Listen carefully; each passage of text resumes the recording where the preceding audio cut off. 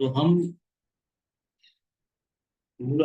जो कर चुके हैं नवरात्रा में, अलग अलग दिन के अनुसार हम मूलाधार चक्र, स्वादिष्ठान, मणिपुर, अनाहत, विशुद्धि और उसके बाद तालु चक्र 5 दिन कर सके। आज छठा दिन है। तालु चक्र के बाद आज हमें ध्यान करना है यहाँ आज्ञा चक्र का। तो आज्ञा चक्र का आप आज स्ट्रक्चर समझें। आज्ञा चक्र जो है, यहाँ पर ध्यान करें, ये चक्र कुछ ऐसा है, अंगूठे की, हाथ का अंगूठा होता है ना, इस लंबाई का है। इतना ही आपका फोर हेड की लंबाई होती है, लगभग ऐसे अंगूठा। और दीपक की लौ होती है ना, ज्योति होती है शांत कमरे में जहाँ हवा नहीं चल रही होती, दीपक की लौ की तरह शेप होती है उसकी। इसको हम ज्ञान नेत्र भी कहते हैं। ज्ञान नेत्र। तो ऐसा सोचो, ये आंख भी देखो, ये आंख भी लौ की तरह जो कि हॉरिजेंटली रखती है, इसी को यदि वर्टिकली कर दोगे आंख, तो वो आंख जैसा ही लगेगी ज्योति। लेकिन वो ऐसी है जैसे आपने त्रिनेत्रधारी शिव को जब उस नेत्र के साथ देखते हैं, तो वो ऐसी दिखती है। यहाँ तीसरा नेत्र यहाँ दिखता है, वो आपके पास भी है। और वही शिव हो, वही शिव है आपका, शिव का स्थान। ज्ञान नेत्र क्यों कहते हैं? क्योंकि जब यहाँ पर स्थिति आपकी रहती है, तो ज्ञान कोई physics, chemistry, Ayurveda, Hindi, geography, political science, ये ज्ञान नहीं है। ये तो इस समाज में अपना एक एक्सिस्टेंस बनाने के लिए विद्याएं हैं। धनुर्विद्या भी उसमें से ही एक है। ये विद्याएं है, ज्ञान नहीं है। ज्ञान सिर्फ एक है, जो सत्य है, जो अंधकार को दूर करे, जो ईश्वर के बारे में है। हमारे समझ में नहीं आई, ये हमारी कमजोरी है। ज्ञान तो एक ही है, सत्य है। हम हम अज्ञानी हैं, हम उसे समझ नहीं पाते, हमारे अंदर इतना टैलेंट नहीं है कि हम समझ सकें। लेकिन ज्ञान एक ही है, सत्य है। तो ये ज्ञान नेत्र है। तो वो ज्ञान आपके अंदर आने लगेगा, उसको समझ में आने लगेगी आपको। कैसे आपको हमारे अंदर वो विवेक उत्पन्न हो, हम सही गलत का भी अनुमान कर सके, डेली लाइफ में भी और अपनी आध्यात्मिक प्रगति में भी। तो क्या करना है आपको? आज्ञा चक्र का ध्यान करना है, जो मैंने बताया। ज्ञान नेत्र, अंगूठे की लंबाई की भांति। इसको भ्रू मध्य भी कहते हैं, भ्रू भ्रू चक्र भी कहते हैं। भ्रू चक्र कहते हैं, मध्यम चक्र भी कहते हैं, आज्ञा चक्र भी कहते हैं, ज्ञान नेत्र भी कहते हैं। और ये द्विदल, मतलब जैसे कमल हो ना, उसकी दो पेटल्स हो केवल, ऐसा है। दो पेटल्स के बीच में ये है, ऐसा भावना भी रख सकते हैं। तो यहाँ ध्यान करें। मन में ध्यान तो कर ही सकते हैं, आंखों से यहाँ देखना वो संभव नहीं होगा आपके लिए। तो थोड़ा जैसे मैंने बताया विकल्प, इससे आगे देख ले, केवल इस विकल्प पर, इससे थोड़ा आगे देख लो जहाँ अच्छा लगे। आंखें बंद करके देखो।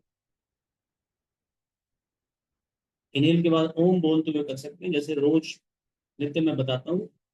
आप धीरे धीरे आप बोलना बंद भी करते हैं, मन में उच्चारण करते रहें केवल एक्सेल के टाइम पर। या फिर उसके बाद इनहेल किया तब भी मन में बोल रहे हैं, और होल्ड करते समय इनहेल वाला ही ओम चल ही रहा है, और एक्सेल पे फिर कर दिया ऐसा। तो ऐसा हम स्टार्ट करते हैं, हम 2-3 मिनट, 4 मिनट इसको करके इस सेशन को एंड कर सकते हैं। स्टार्ट, कोई प्रश्न तो नहीं है आप? करिए स्टार्ट।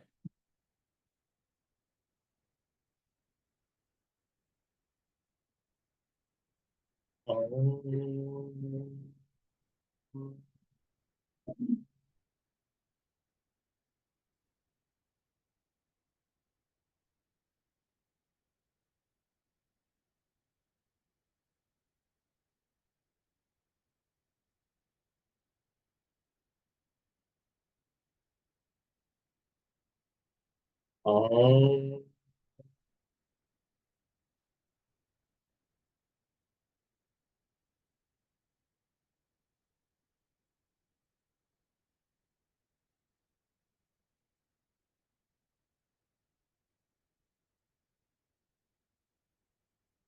और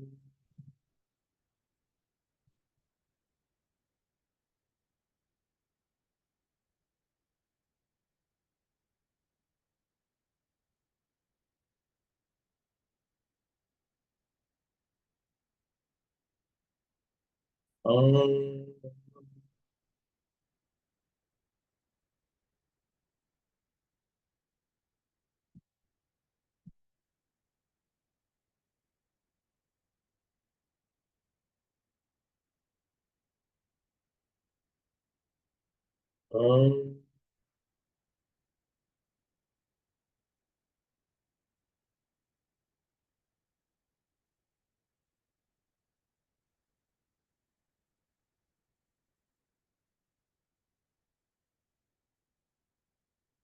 और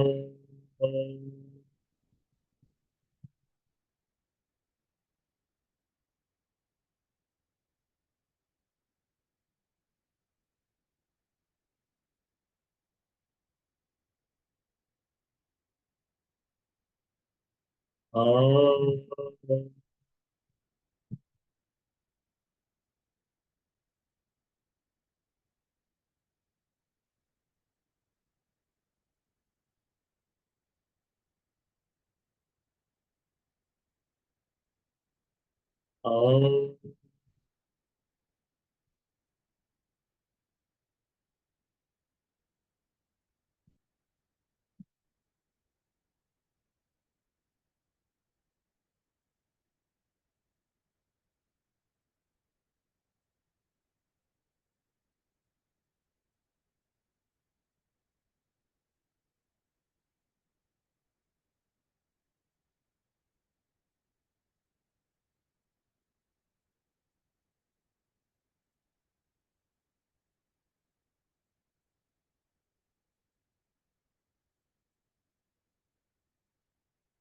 और थोड़ी थोड़ी सी आंखें अर्धों में खुली खुली सी थोड़ी थोड़ी सी रख कर भी देख सकते हैं आगे से, यदि कंफर्टेबल लगे। वास्तविक स्थिति तो वही है, अर्धों मिलित आंखें।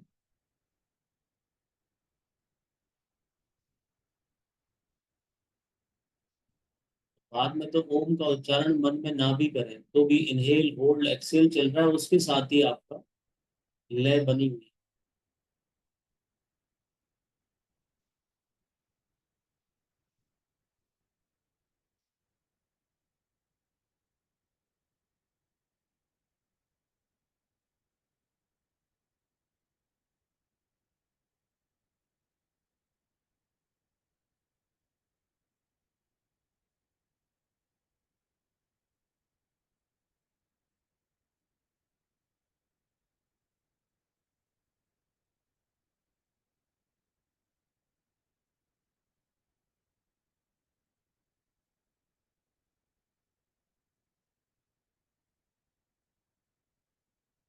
थोड़ी सी खुली आंखों से नाम मात्र की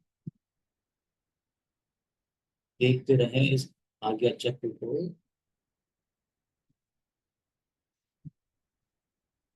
ब्रेथ पर कभी ध्यान नहीं भी जाए, ओम तो बोल भी नहीं रहे आप पाएंगे कि मूलाधार चक्र पर कुलबलाहट शुरू होती है, यदि ठीक से होने लगता है।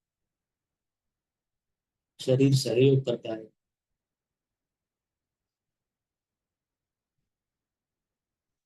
वहाँ शक्ति जो आपकी है कुंडलिनी, उसमें कुलबुलाहट होने लगती है। वो ऊपर की तरफ जाने की इच्छा वाली होने लगती है।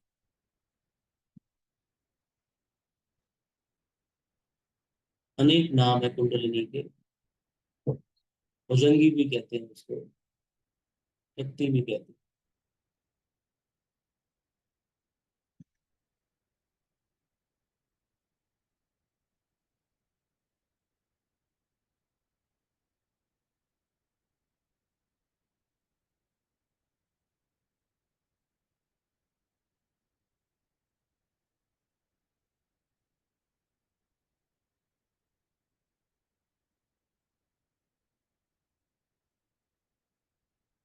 ज्ञान नेत्र की इस उन्मनी अवस्था में योगी दिन भर बना रह सकता है, अपने दैनिक कार्य करते हुए भी कुछ कुछ इस अवस्था में योगी बने रहते हैं।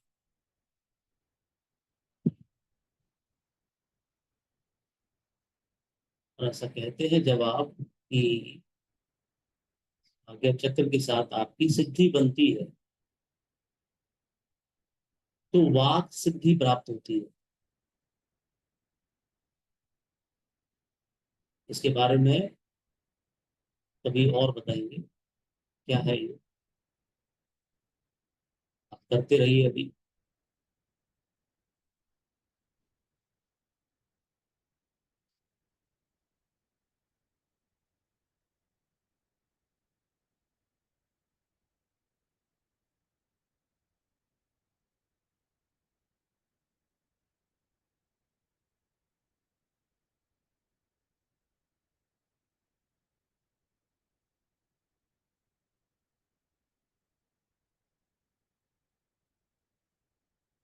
स्थिति बनने पर ऐसा हो जाता है कि मूल बंध कुछ लगा सा लगातार बना सा है, जैसे ये समझे जैसे सांप जो लेटा हुआ था, कुंडलिनी लेटी हुई थी 3.5 लपेटे में, वो एकदम अलर्ट हो गई है, ऊर्ध्वगामी बनी हुई है, मेंटेन जगी हुई ऊपर की तरफ लगातार बनी हुई। जब तक ये स्थिति बनी रहेगी वो ऐसे ही रहेगी और आनंददायक उन्मनी अवस्था बन जाती है, परम आनंद। छोड़ने का मन नहीं करता इस स्थिति को।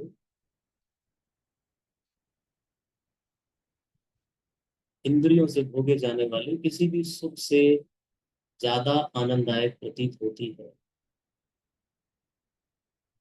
अभी यदि पीरियड्स हो महिलाओं को तो वो इसका पूर्ण आनंद नहीं ले पाती है, क्योंकि वहां अपान नीचे काम कर रहा है, ड्रेन आउट पर, तो वो कुंडलिनी ऊर्ध्वगामी हो ही नहीं सकती। तो उनको पूर्ण अनुभव हो भी नहीं सकता, ना भी करे तो कोई बात नहीं है वो, ड्यूरिंग द पीरियड्स।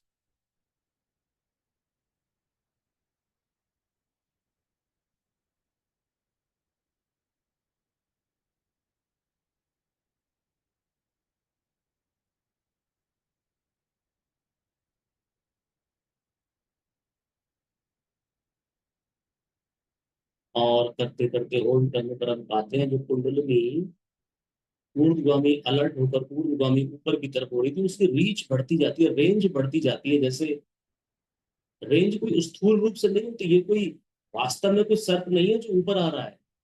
ये रेंज मतलब ऐसे सोचो कि आपके ब्लूटूथ की रेंज बढ़ती है, तो स्थूल रूप से थोड़ी कुछ बढ़ता है।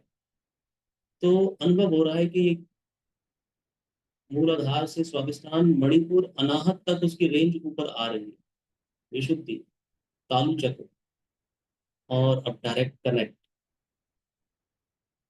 वो शक्ति मूलाधार से आज्ञा चक्र तक निर्बाध रूप से कनेक्टेड, जैसे ब्लूटूथ कनेक्ट हो गया निश्चित दूरी तक, ऐसे रिजल्ट आनंद, ज्ञान, सत्य।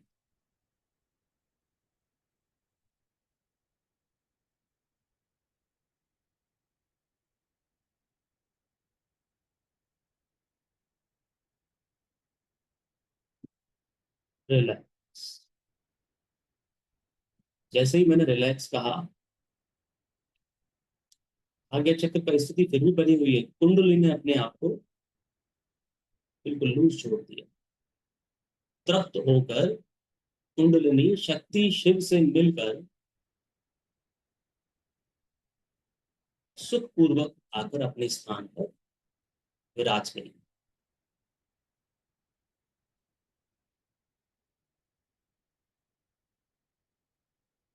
रब करें दोनों देवियों को आपस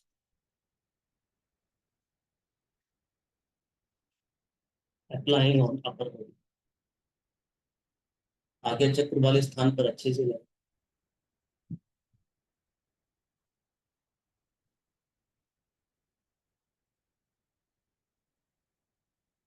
अगेन और middle body.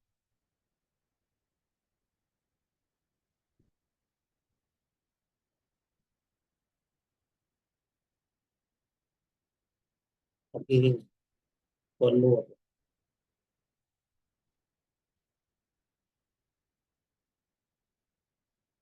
In the palms near to eyes open and pale head exhale। समझ में आने पर, क्रिया होने पर, अनुभव में आने पर आप बिल्कुल इंडिपेंडेंट हो जाते हैं। आपको संसार की नगण्यता का बोध हो जाता है कि संसार का ना तो कोई व्यक्ति, वस्तु या स्थिति ऐसी है जो इस चरमोत्कर्ष का जो आनंद है उसकी बराबरी कर सके। संसार आपके लिए व्यवहार रह जाता है, और उस व्यवहार में आप ज्ञान नेत्र के साथ आनंद भी लेते हैं, तो आपको उसकी वस्तु स्थिति पता है कि मुझे ये मेरी शक्ति के ऊर्ध्वगामी रहेगी तो मुझे आनंद आएगा। बाहर की वस्तु केवल क्या है, एक साधन मात्र है। नमस्ते, सी टुमारो।